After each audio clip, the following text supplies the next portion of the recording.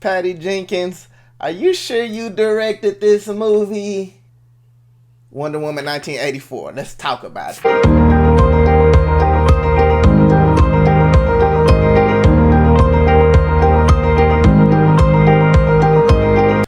Hi, welcome to Love the Movie, Troy. This is Troy, and this is the channel where we talk about movies. So look, check me out. On this one, we're going to be reviewing Wonder Woman 1984. This movie is the second Wonder Woman film directed by the great Patty Jenkins. She's a phenomenal director, and she take her second shot at this franchise with Wonder Woman 1984.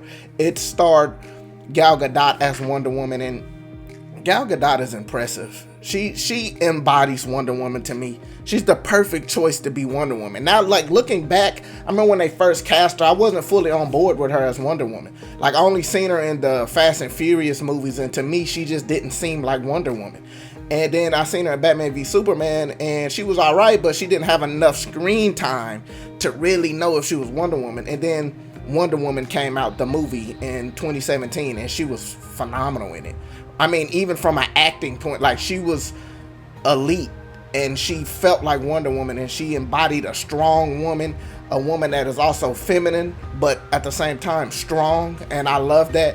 And she does even better in this movie in 1984. She's so charismatic, and she feels like she's missing something in her life. And spoiler, if you haven't seen Wonder Woman in 2017, the love of her life, Steve Trevor, played by Chris Pine, he dies. And he died in the last movie. He sacrificed himself like a true hero. And you can tell that, you know, Wonder Woman is still hurting from that. You know, you could tell she probably never had a man since then, really, to be honest. And the way Gal Gadot portrays that, like, she does it, it's so subtle. It's not like she's like walking around moping, oh, I miss Steve Trevor, because again, this takes place in 1984. This is decades and decades later from what happened in the last Wonder Woman movie. But Gal Gadot, again, she's so good at what she does, and she's so strong, and you feel like she's Wonder Woman even when she's not in the costume. She does a great job, and she did a great job in the last movie, but she does an even better job in this one. Chris Pine, he's fantastic. He's very charismatic. You know, he's a guy that, he's a leading man. You know, you see why he got the job in Star Trek as the main character in those franchise movies. You see why he got the job in this movie. He's built like a superstar. He feels like a superstar. He got the look of a superstar, and he's funny, and he's a fantastic actor, actually. And him and Gal Gadot has so much chemistry in this movie. Like, they are the ones that keep this movie together, in my opinion. And anytime they're on screen, I'm enjoying what I'm seeing from them. And yeah, it was fantastic. Now, I will always be curious about this film. This film trips me out, because if you watch the first Wonder Woman movie, it's elite filmmaking.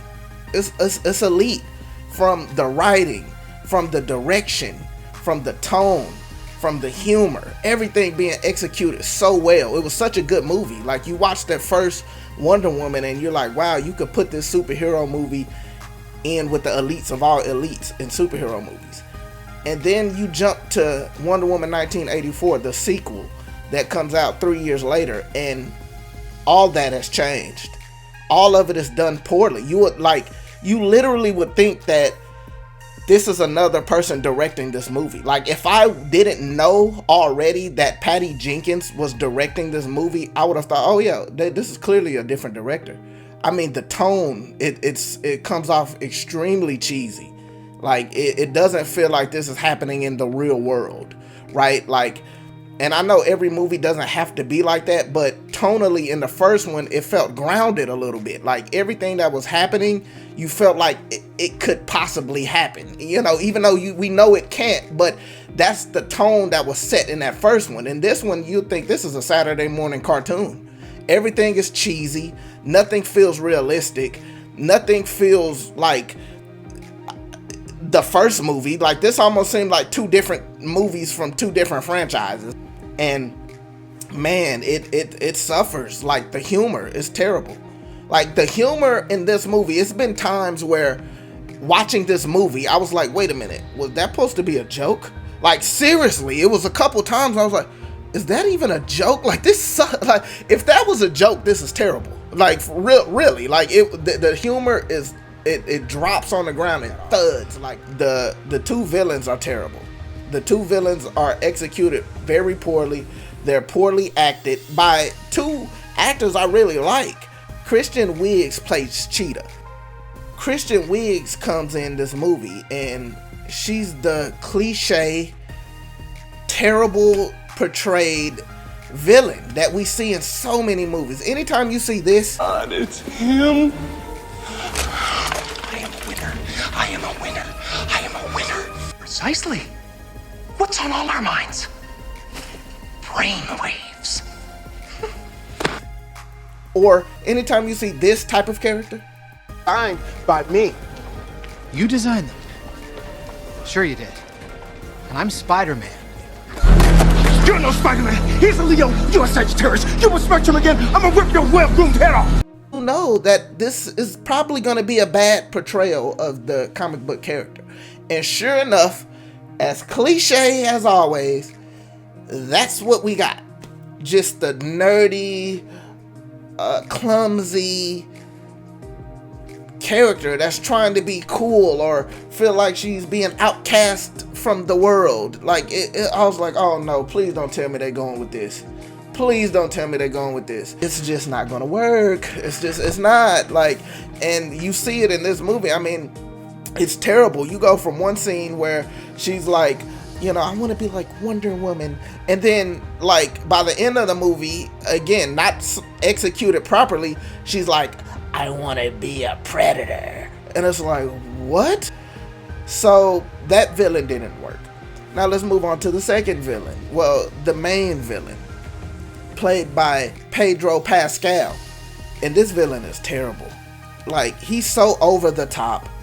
His motivations are everywhere. Like, you know, you get this main motivation from him at the beginning when he, you know, you find it has something to do with his kid. I'm not going to go into it because of spoilers, but, you know, he wants to take care of his kid. And then next thing you know, he starts doing random stuff throughout this movie. And you're like, wait a minute, what does this have to do with why you started to be the villain in the first place? What does this have to do with that? It didn't work. He was so, like I said, over the top. And Pedro Pascal, again, I like him. He's a great actor. I love him in Mandalorian. But he just didn't work in this movie. And you go back to thinking, like, what were y'all thinking? The last two villains in Wonder Woman in 2017, they were fantastic villains. But then you go from these more grounded villains to these goofballs. And I'm like, how did we get here? Like, what is going on here? I honestly feel like a superhero movie can only be as good as its villains. Unless you sideline the villains where they're not that important, then the movie is going to suffer, because that's what the whole threat of the movie is. Yeah, and so like going on with this movie is like bad CGI. The CGI looks terrible. Like, some of the scenes where like Wonder Woman is flying or jumping or something like that, it looks so bad. Like, I feel like you could tell it's a green screen right behind her. Like, even when she's falling, it doesn't look real. It's like a string and someone's holding her in place, and a green screen is behind it, and like they got a fan blowing her hair. It don't look real. It's like, why does this look like this? Like, I mean, and these are the type of things that make me wonder, like, did they shoot this on a sound stage, like, because of the pandemic? Or I don't, and that's why, again, I gotta give this movie somewhat of a pass, because anything that's coming out in recent time, you know, you gotta question if the pandemic affected it. The CGI, like when Kristen Wiig's character becomes Cheetah, it looks terrible. I'm like, what am I looking at right now? The action wasn't done well at all to me. You know, it's one of the scenes where I felt like it could have been the coolest action sequence in the movie is where, you know, she's running after these trucks basically on the freeway, and I was like, oh, this is gonna be nice. But it was so bland, and it was just missing something. The little action that they had, it was like, oh, this is dropping the ball. I mean, I had someone tell me like, oh yeah, this movie was very boring. And I was like, just because a movie don't have a lot of action doesn't make it boring. But when you rewatch this movie, like, you'll see that, oh yeah, this movie is pretty boring. So I don't know. Again, I don't know what happened to this movie. To me, Wonder Woman is a solid character, and she's played by a solid actress, and Chris Pine does a phenomenal job as Steve Trevor. And there's a couple of scenes that I do like. I like the end credit scene. I'm not gonna reveal anything of that. I like a scene where Wonder Woman is running, and it kind of reminds you of like the classic Wonder Woman running. It's a few nods they do, but I just wonder what happened to this movie, man. Patty Jenkins is too elite of a director to me to make a movie that was this disappointing. I give it like a 6 out of 10, and I may be being generous, but hey, that's just my overall thoughts of the movie. What do you think of 1984 Wonder Woman? Thank y'all. Thanks for watching this video. Please remember to like, share, and subscribe. Bye-bye.